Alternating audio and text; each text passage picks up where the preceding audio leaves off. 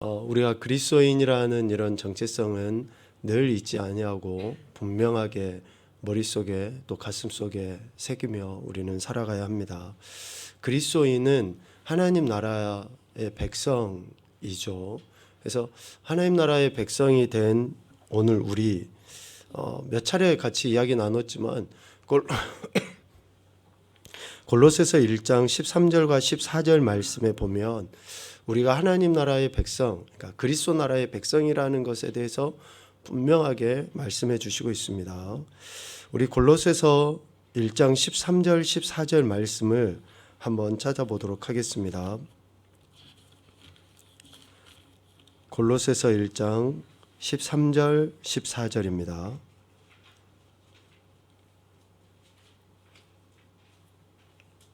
같이 보죠. 그가 우리를 흑암의 권세에서 건져내사 그의 사랑의 아들의 나라로 옮기셨으니 그 아들 안에서 우리가 속량 곧 죄사함을 얻었도다. 아멘. 이 두 구절은 우리가 그리스도인, 즉 하나님 나라 백성, 그리스도 나라의 백성이라는 정체성에 대해서 명확하게 설명해 주는 구절입니다. 여기에서 그가, 그의, 그라는 단어는 인칭 대명사입니다. 그러니까 여기에서 말씀하는 그는 온 우주 만물을 주관하시는 하나님이시죠. 하나님께서 우리를 흑암의 권세에서 건져내서 하나님의 사랑의 아들의 나라로 옮기셨고 하나님의 사랑의 아들 안에서 우리가 속량 곧 죄사함을 얻었다라고 이야기를 합니다. 우리가 읽고 있는 개역 개정 성경 이 번역본은 이렇게 되어 있는데 이 성경에 빠져 있는 단어가 있습니다. 빠져 있는 단어. 그 빠져 있는 단어는 중간중간에 그라는 말로 해석할 수 있어요. 그. 그런데 여기서 그라는 말로 해석할 수 있는 단어는 사람을 나타내는 인칭 대명사가 아니고 정관사입니다. 우리가 영어로 이야기하면 더. 그러니까 그것, 그러니까 올곧한 그 하나, 정관사이죠. 정해져 있는. 그래서 온 우주 만물을 주관하시는 하나님께서 행하신 그 일이라고 설명할 수도 있겠죠.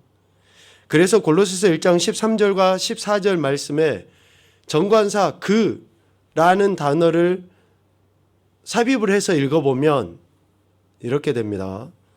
우리 아마 가정에서 예배 드리시는 분들은 화면으로 보실 수 있을 텐데요.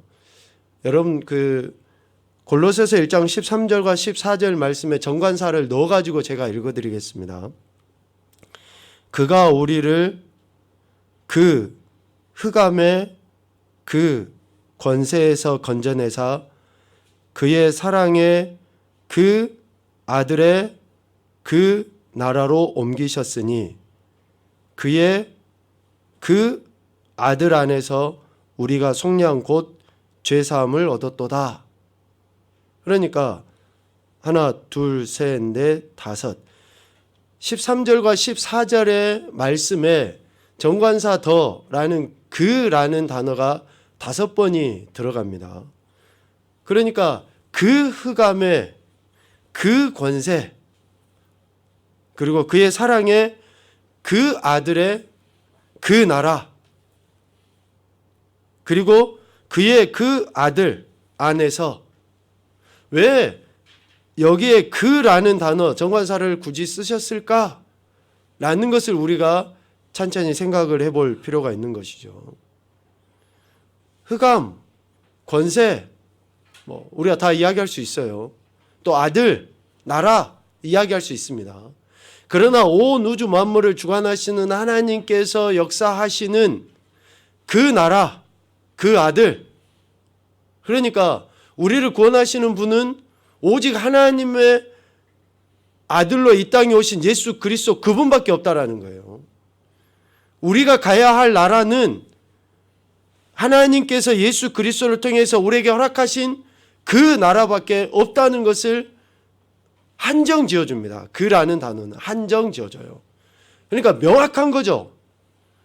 결코 흐릿할 수가 없어요.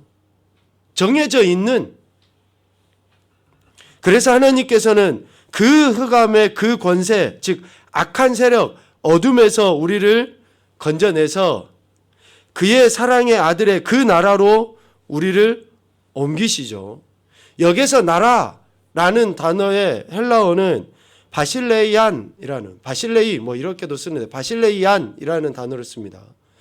여기서 이야기하는 바실레이안이라는 이 단어는 눈에 보이는 장소적인 나라를 이야기하지 않습니다. 영토적인 개념이 아니에요. 또 어쩌면 나중에 종말론적으로 우리가 다 죽고 나서 나중에 이루어질 그 나라, 물론 포함이 될 수 있겠지만 여기서 바실레이안이라는 단어를 굳이 쓴 것은 우리 마음 안에 현존해 있는 그 나라, 그리스도의 주권적 통치가 이루어진 그 나라를 바실레이안이라는 단어로 표현을 하고 있다라는 것이죠. 그러니까 예수님 믿는다, 우리가 구원받는다, 천국 간다, 하나님 나라 백성이다 라고 하는 것은 죽어서 나중에 가겠지, 그게 아니고 지금 내가 이 땅에서, 지금 내 삶의 현장에서 그 아들의 나라, 하나님의 사랑의 아들의 나라인 그리스도의 나라를 내가 살아가는 것을 의미하는 거예요. 그러니까 하나님께서 우리를 흑암의 권세, 사망에서 건져내서 사랑의 아들의 나라로 옮기셨다고 이야기하는 것은 우리가 죽음 이후에 나라에 가는 것을 의미하는 게 아니라는 거예요. 실질적으로 지금 이 땅에서의 내가 삶 속에서 하나님 나라를, 그리스도의 나라를 누리며 살아가는 것을 의미합니다. 그래서 로마서 14장에 우리가 다 알고 있는 것처럼 하나님 나라는 먹고 마시는 것이 아니라 성령 안에 있는 의와 평강과 희락이라고 이야기하거든요. 여러분 뉴스를 봐보세요. 매스컴이나 아니면 또 어디 지금 그냥 이렇게 사방을 둘러봐도 이 땅이 어디가 우리가 소위 말하는 하나님 나라고 그리스도의 나라인지 눈 씻고 찾아볼 수가 없어요. 그런데도 예수 그리스도를 믿는 우리들은 썩어져가고 어둡고 험악한 이 시대, 임에도 불구하고 우리들의 삶은 하나님 나라, 그리스도 나라의 삶이라는 것을 말씀하는 거예요. 왜? 14절 말씀 때문에 그렇습니다. 그 아들 안에서 우리가 속량 곧 죄사함을 얻었기 때문에 우리는 지금 혼란하고 혼돈스럽고 공허하고 사람들이 세상에 그 어디를 봐도 살만하다라고 말할 수 없는 그러한 상황임에도 불구하고 속량 곧 죄사함을 얻은 우리는 그 나라의 삶을 살아가는 거예요. 그 나라의 삶. 그래서 그리스도인은 하나님 나라 백성, 그리스도 나라의 백성은 이렇게 옮겨져 버렸어요. 옮겨져 버려. 바뀌었다라는 겁니다. 바뀌었다라는 거예요. 그래서 우리가 지금 이 땅의 삶을 살아가지만 우리의 삶의 중심은 하나님 나라여야지 되고 그리스도 나라여야지 되며 우리가 이 땅에서의 삶을 그 나라 중심으로 삶을 살아갈 때 이 땅의 것에 연연하지 않는, 여러분 이 땅의 것에 연연하지 않는다라고 하는 말을 가치 없게 여긴다, 소중하지도 않다라고 하는 게 아니에요. 연연하지 않다라는 그 말은 우리가 이 땅에서 없어도 돼 그런 차원의 것도 아니에요. 어디에다 더 가치를 두느냐라는 그런 표현으로 받아들이셔야지 됩니다. 종말론적 그런 생각을 갖고 있는 사람들은 내일 모레 주님 다시 오시니까 이거 다 필요 없어, 이런 것이 아니에요.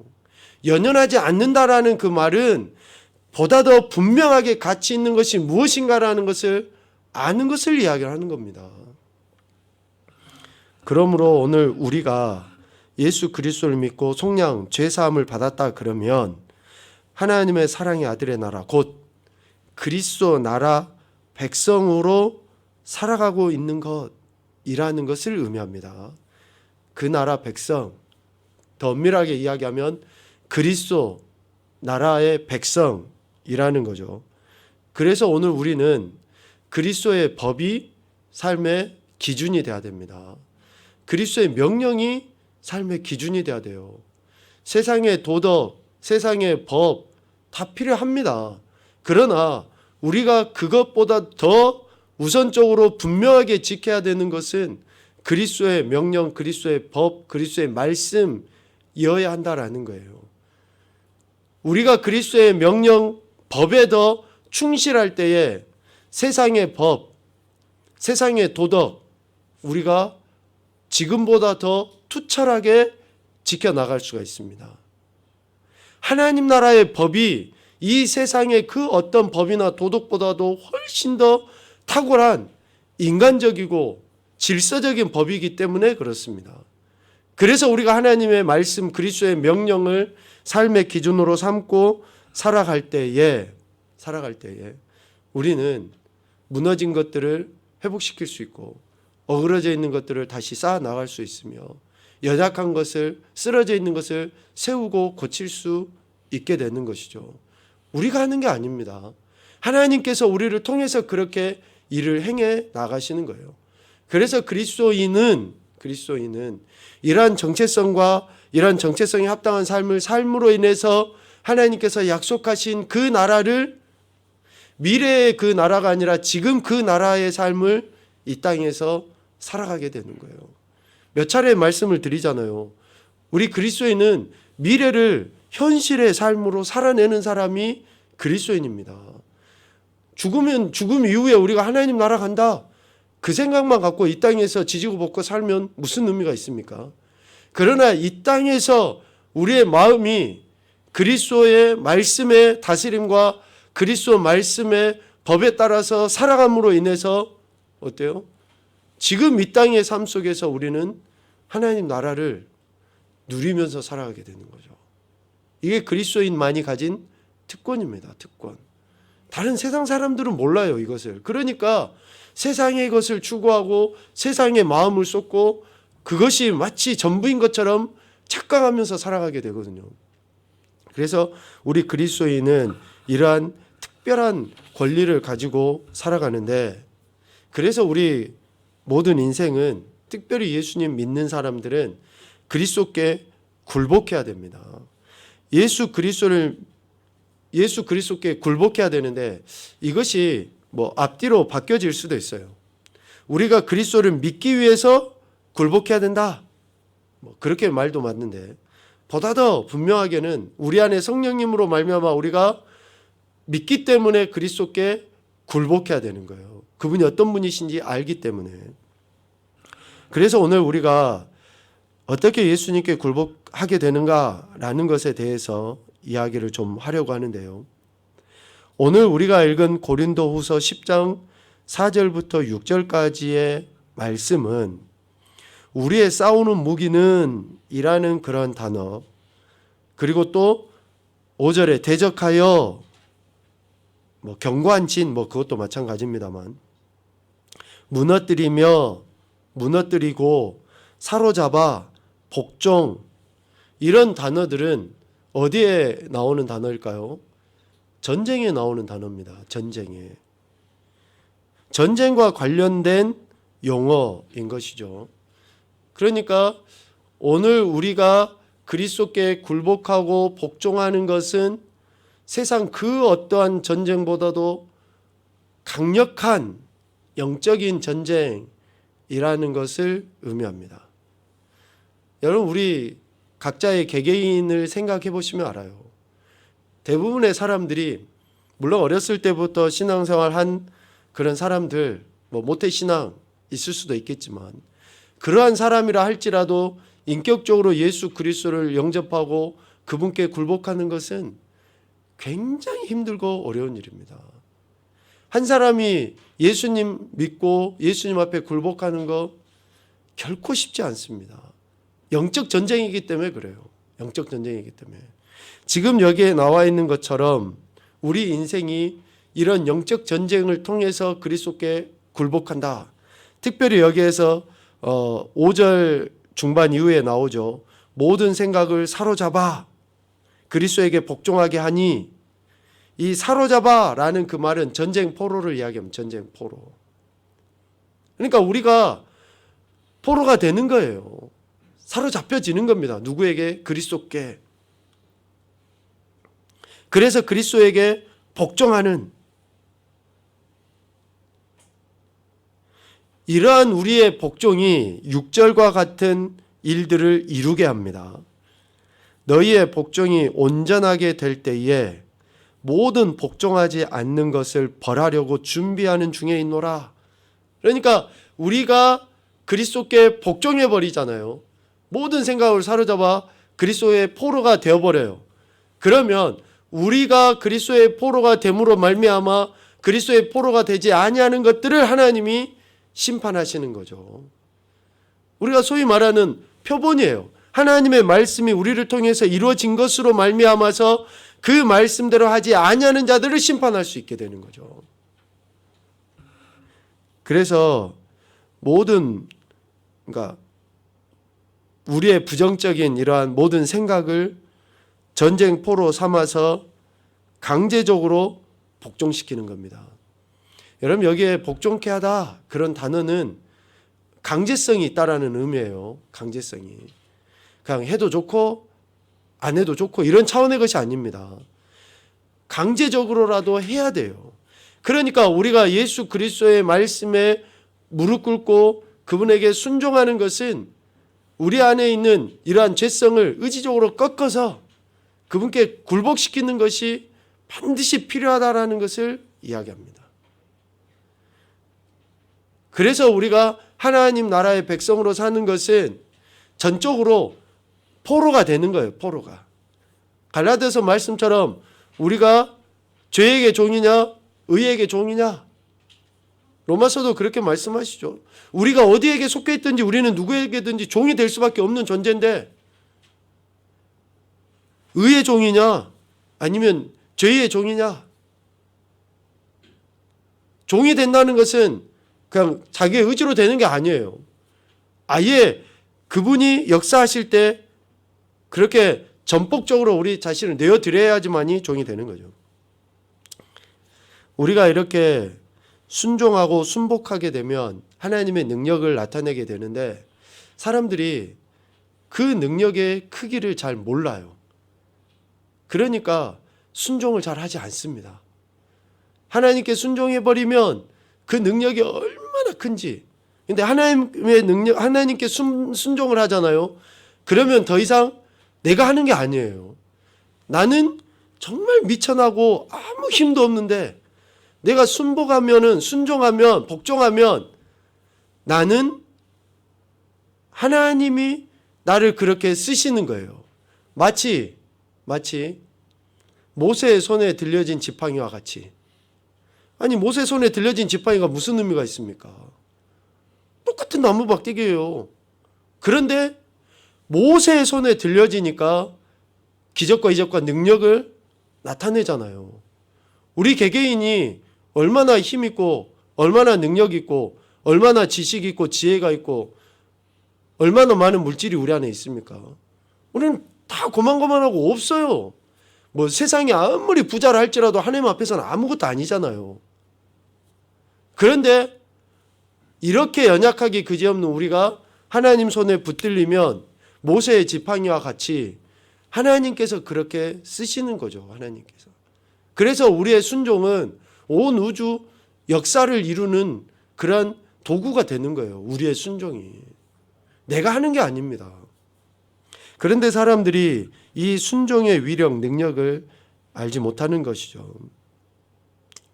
하나님은 하나님을 사랑하고 하나님의 계명에 순종할 것을 우리에게 요구하십니다. 요한복음 14장 말씀처럼 우리가 순종하면은 하나님은 그렇게 우리를 도구로 들어서 사용하셔요. 그런데 우리는 제멋대로 살아가기를 원합니다. 이게 물이 깊이 박혀져 있는 우리 마음속 깊이 있는 우리의 죄성 때문에 그러는 거예요. 하나님을 믿습니다 라고 하는데도 여전히 우리의 안에 있는 제멋대로 내가 믿고 싶은 방식대로 내가 하고 싶은 방식대로 주님이 원하시는 서두에도 이야기했던 것처럼 그리스도인은 그리스도의 명령 그리스도의 법대로 살아야 되는데 세상의 방법이 내 경험이 내 지식이 제 멋대로 하게끔 그렇게 살아가요. 그렇게. 이게 자기 소견에 옳은 대로 하는 거 아닙니까? 그러니까 하나님의 말씀과는 상관없이 하나님 나라의 은혜를 누리지 못하는 거죠. 그러니까 제 멋대로 살아가는 우리 죄의 본성이죠. 그런데 우리가 이렇게 하나님께 반항하고 하나님께 거부하면 거부할수록 하나님의 부정적인, 그러니까 하나님의 분을 이렇게 자꾸 유발시키는 거죠. 하나님의 분을 유발시킨다라고 할 때 그 분은 우리를 사랑하시는 징계 표현입니다. 징계 표현. 징계가 달가운 사람은 아무도 없어요. 그런데도 하나님은 우리를 사랑하시기 때문에 징계하셔요. 왜 징계하십니까? 앞에서 이야기했잖아요. 우리가 제멋대로 하니까 징계하시는 거예요. 아니 목자가 이끄는 대로 따라가야 되는데 자꾸 곁길로 빠져나가요. 그러니까 곁길로 빠져나가니까 어때요? 매를 드는 거예요. 채찍을 드는 거고. 우리가 분명하게 하나님의 기준을 따라서 가면 이럴 일이 없는 거죠. 별로. 욥기 38장에 보면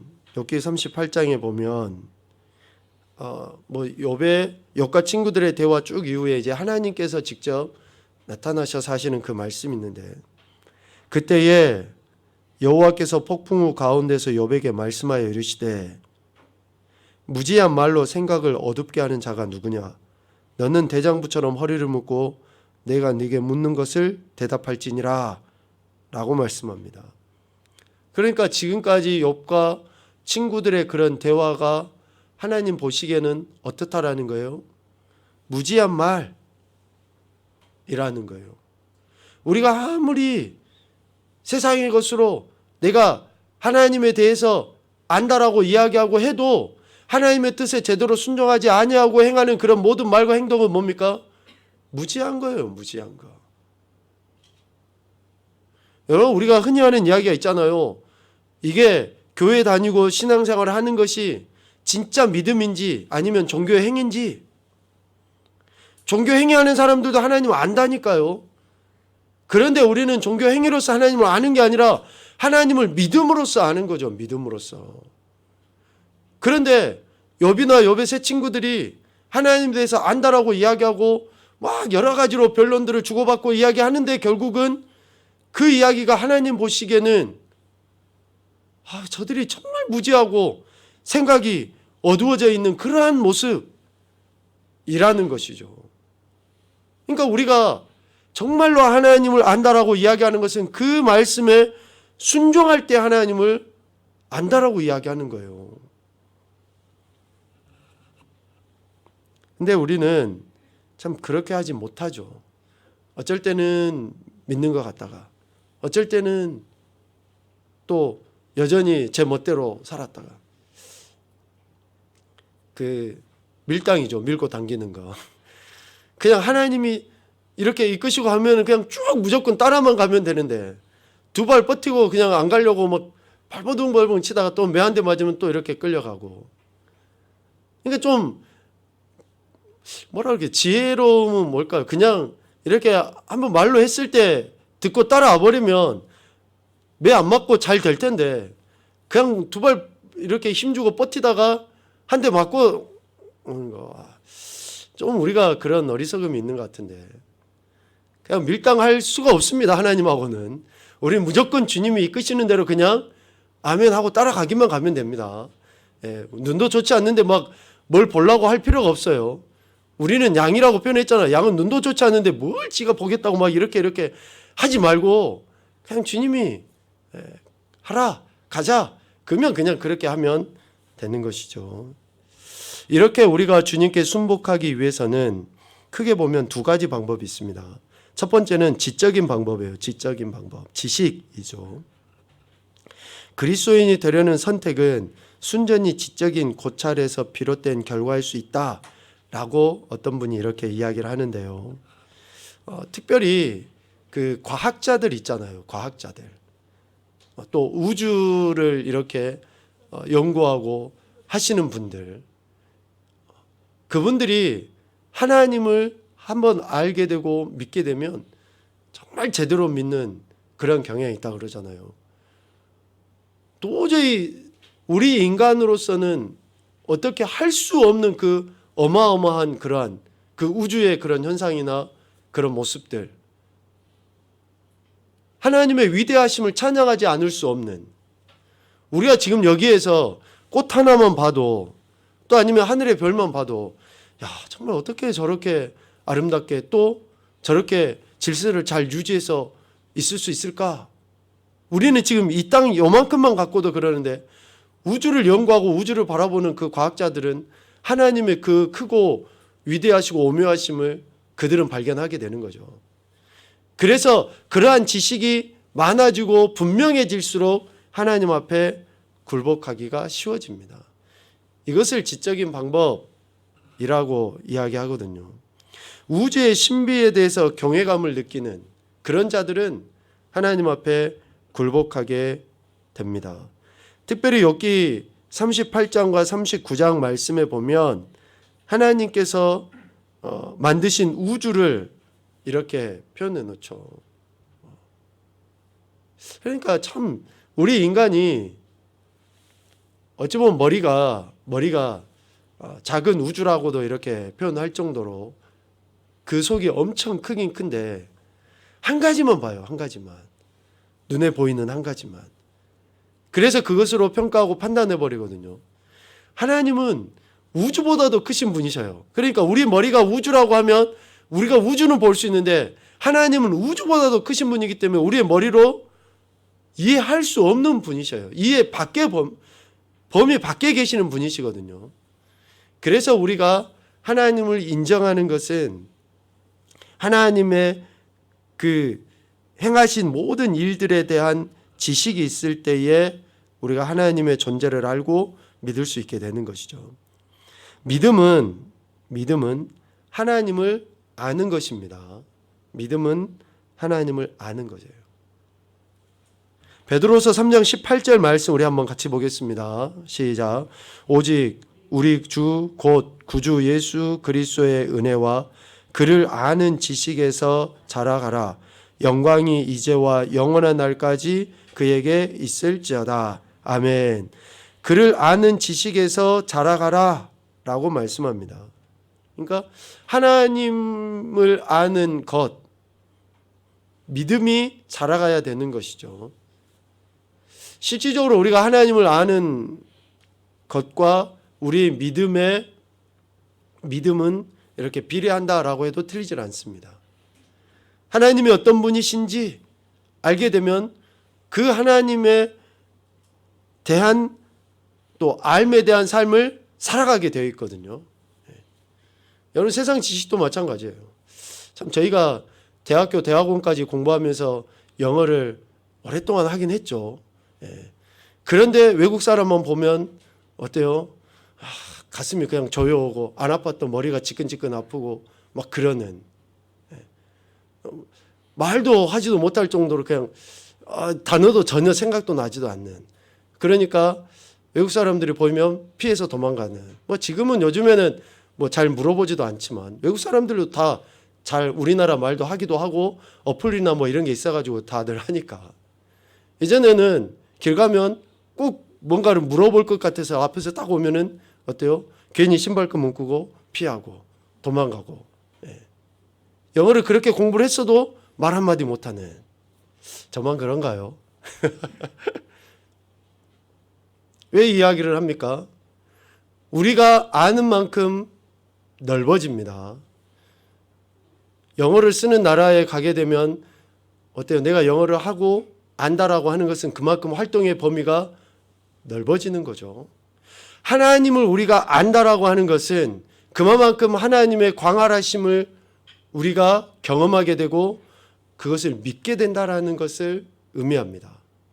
그래서 하나님에 대해 기록해 놓은 성경을 늘 주야로 묵상하는 자들이 하나님에 대한 믿음이 오늘 베드로서에서 이야기하는 것처럼 자라가게 되어 있습니다. 하나님에 대해 기록해 놓은 말씀을 읽고 묵상하는 자가 믿음이 자라가게 돼 있다라는 것이죠. 두 번째는 정적인 방법입니다. 즉 감정이에요. 감정. 정적인 방법으로 굴복하게 됩니다. 이러한 행태에 회심을 하는 사람들은 감정을 최선으로 또 그리고 충분한 의미로 표현하는 방법으로 예수 그리스도를 믿게 됩니다. 그들은 논리적이라기보다는 감정적이기 때문에 그렇습니다. 여기서 감정이 우리가 인간이 가진 그냥 그런 단순한 감정이라고 여기지 마시고 그리스도에 대한 그런 감정을 이야기합니다. 우리에게 주신 지정의의 이 감정은 하나님의 형상의 표현입니다. 그래서 우리 안에 있는 감정이 실질적으로 하나님의 은혜를 경험하는데 매우 유익할 때가 많이 있습니다. 하나님이 남자와 여자를 창조하셨는데 남자보다는 여자가 더 감정적입니다. 기분대로 산다라는 게 아니라 은혜를 경험하는 데 있어서 감수성이라고 표현하는 것도 훨씬 더 맞겠죠. 그래서 여성분들이 훨씬 더 하나님의 사랑의 은혜를 경험하기가 쉽습니다. 남자들은 좀 사람에 따라 다르긴 하겠지만 덜 그러죠, 보편적으로. 그러니까 하나님께서 감정이라는 것을 통해서 하나님의 사랑을 체험하게 하는 거예요. 우리의 감정이 하나님께 굴복을 해버리면 하나님의 사랑의 은혜를 훨씬 더 쉽게 경험을 하게 되는 거죠. 그래서 우리가 예수 그리스도께 순복하면 지적인 통로, 감정적인 통로 이런 것들을 통해서 우리가 하나님의 은혜를 체험하게 되고 하나님께서는 그런 자들에게 하나님의 사랑을 보여주시죠. 하나님께서는 자신에게 순복하는 자라 그러면 누구든지 똑같이 봅니다. 매우 중요한 이야기입니다. 하나님은 하나님께 순복하는 그 누구든지 동일하게 봐요. 차별하시질 않습니다. 우리가 하나님께 순종만 하면 하나님은 그 사람이 박사든지 아니면 시골에서 이렇게 농사를 짓는 촌부든지 그러니까 그런 우리가 차별하는 거지만 하나님은 결코 그러시지를 않는다는 거예요. 순종하는 그 사람 그 자체를 하나님은 있는 그대로 받아들이시는 거죠. 순복한 자라면 분명하게 똑같이 보시는 거죠. 그래서 우리가 예수님께 굴복할 만큼 그분을 신뢰할 만한 가치가 있는 분으로 인정해야 됩니다. 내가 그분에게 순복할 만한 가치가 있다라고 예수님을 인정해 드려야 돼요. 그리고 그 순복하는 것을 선택해야 됩니다. 자, 중요한 이야기입니다. 내가 순복할 만한 가치가 있는 분이라고 예수님을 인정하는 것, 그리고 그 순복하는 것을 선택하는 것이 오늘 우리에게 필요합니다. 일단 선택하면 믿음을 기반으로 영혼을 향해 우리는 전진해 나가야 됩니다. 자, 예수 그리스도가 내가 믿을 만한 순복할 만한 가치가 있는 분이시라는 것을 인정해야 되고 그것을 인정하기로 선택했다 그러면 믿음을 가지고 영혼을 향해서 끝까지 나가야 되는 거예요. 이게 우리가 지적, 감정적으로 하나님께 굴복하는 것을 선택함이 날마다 의지적으로 드러난다라는 것을 이야기합니다.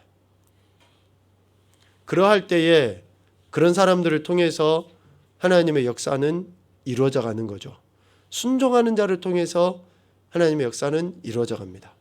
오늘 우리가 그리스도인으로서 그의 나라 백성이라는 정체성을 갖게 됐다라는 것은 이제는 우리는 선택까지 했어요. 그랬으면 그 선택이 일관되도록 우리가 늘 그분의 말씀에 순종함이 필요합니다.